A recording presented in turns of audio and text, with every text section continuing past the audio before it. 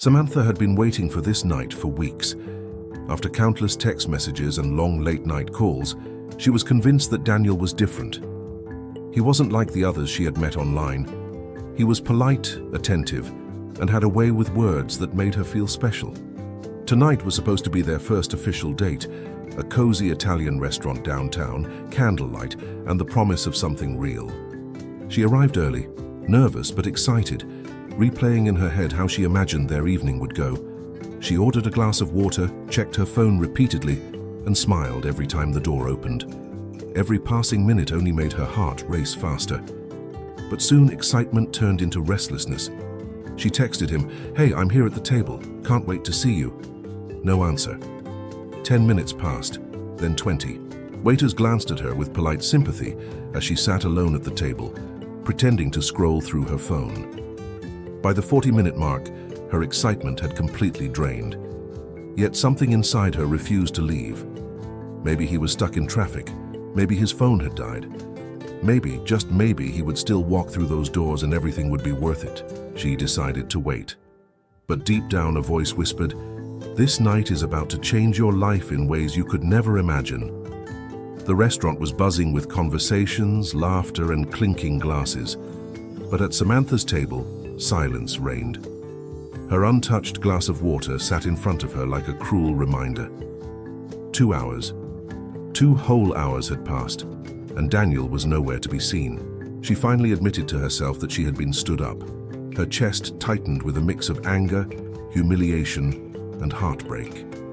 She gathered her purse, ready to leave, when suddenly, her phone buzzed. It was a message from Daniel.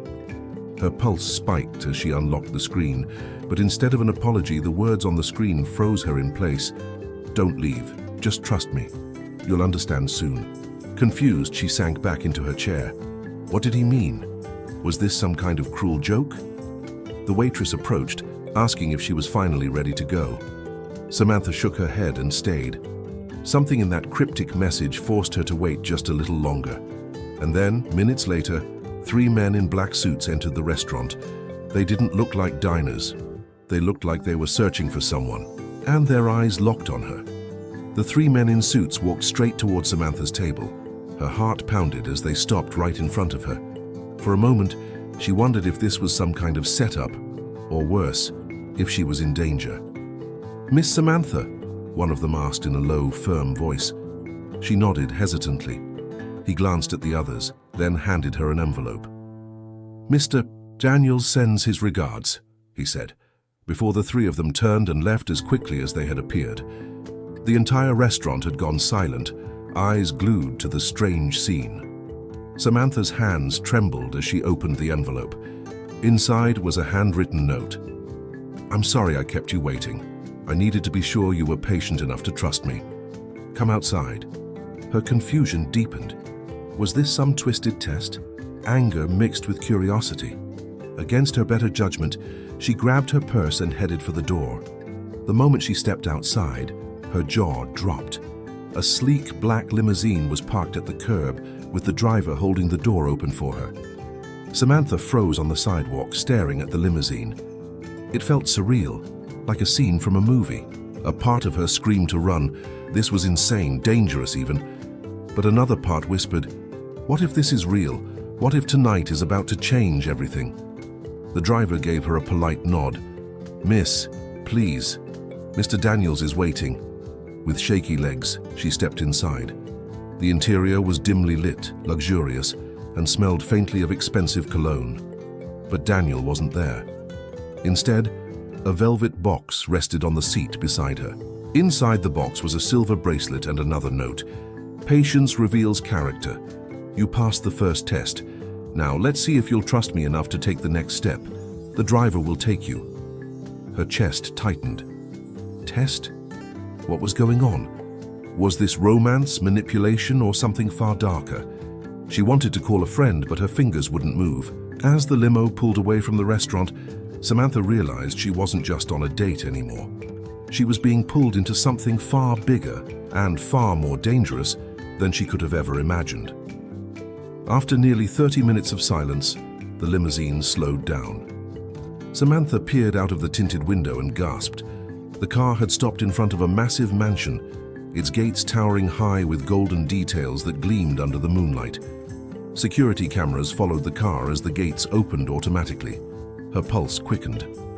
Who was this man? The driver escorted her inside. The mansion was breathtaking. Chandeliers, marble floors, and portraits that looked centuries old. She felt like she had stepped into another world. Finally, at the end of the long hall, a figure appeared. Daniel. Handsome, elegant, but with an unsettling calmness in his eyes. He smiled as though nothing unusual had happened. "Samantha," he said softly, "thank you for waiting." Not many women would. She wanted to yell at him, to demand an explanation, but her voice faltered. There was something magnetic and terrifying about his presence. Daniel led her into a grand dining room where a lavish dinner was already set. Candles flickered, casting long shadows across the table. He gestured for her to sit, and then, almost casually, he spoke. "I needed to see if you were different. Most people rush. They don't wait.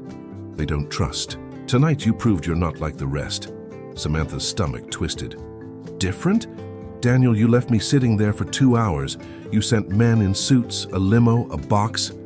Do you realize how insane this is?" He leaned closer, his voice calm but chilling. "It wasn't a date, it was a test, and you passed." Her hands tightened around her glass. Something in his tone made her feel less like a guest and more like a subject in some kind of experiment. Then he added, almost in a whisper, "But the night isn't over. There are still more rules to follow, if you want to stay." The room grew heavier with every second. Samantha stared at Daniel, trying to read his face, searching for any sign of normality. But his calmness was unnerving. "What do you mean, my rules?" she asked, her voice trembling. Daniel smiled faintly and leaned back in his chair. "I've done this before. Many times, actually. Every date, every woman, they all fail. They lose patience, they storm out. They prove they can't handle the unknown, but you stayed. That makes you special." Her chest tightened. "Many times." He wasn't looking for love, he was running some twisted experiment. Daniel slid another envelope across the table. "Open it." Inside was a photograph, her photograph. Taken that very night as she sat alone in the restaurant, staring at her phone. The timestamp proved it was only minutes before the men had walked in. Her blood ran cold. "You were watching me?" "I was," Daniel admitted calmly, "and I'm still watching you, right now." Samantha's breath caught in her throat. She scanned the room, her eyes darting to the corners, the chandeliers, the shadows on the walls. Somewhere, hidden cameras were recording her every move. "Why are you doing this?" she demanded, her voice breaking between fear and rage. Daniel's expression hardened. "Because trust is the rarest currency in this world, and those who have it, those who prove it, become part of something greater." Her chair scraped against the marble as she stood. "This isn't trust, Daniel. This is control." He didn't move. He just watched her with a steady, unnerving stare. Then he said the words that froze her in place. "If you walk out that door, you'll regret it. Not tonight, not tomorrow, but soon. Because the real horror is not what you think I'm doing to you. It's what I already know about you." At that moment, Samantha realized he hadn't chosen her by chance. He knew her secrets. Samantha's heart thundered. "What do you mean that you know about me?" she whispered. Daniel finally stood, his presence towering and suffocating. He reached into his jacket and pulled out another envelope. He slid it across the table with deliberate calm. Her trembling fingers opened it and froze. Inside were printed screenshots of her private conversations, old messages she thought she had deleted, details she had never shared with anyone else. How did you get these?" she stammered. Daniel's smile was almost gentle, but his words cut like glass. "Patience wasn't the only thing I was testing. I needed to know if you could face the truth, that someone already controls more of your life than you realize." Tears welled in her eyes. She felt trapped, suffocated by the walls of that mansion, the flickering candles, the weight of his stare. She wanted to scream, to run, but her legs were frozen. Daniel stepped closer. "So tell me, Samantha, do you stay or do you run?" Something inside her snapped. With shaking hands, she grabbed the glass of wine in front of her and hurled it across the table. The glass shattered, buying her the split second she needed. She bolted from her chair and ran toward the door, her heels echoing on the marble floor. Behind her, Daniel didn't chase. His voice followed instead, calm and chilling. "You can leave. But remember, I'll always be one step ahead." Samantha burst through the doors of the mansion, into the cold night air. The limousine was gone. Her phone had no signal. She ran until her lungs burned, not daring to look back. That night, she realized the horror wasn't being stood up at a restaurant. The real horror was discovering just how little privacy and how much control someone could have over her life. And now, I want to hear from you. What would you have done if you were in Samantha's place? Would you have stayed to uncover the truth, or run the moment things felt wrong? Tell me in the comments below. And if this story gave you chills, make sure to subscribe to Dating Horror Stories, because the scariest dates are the ones that start out perfect.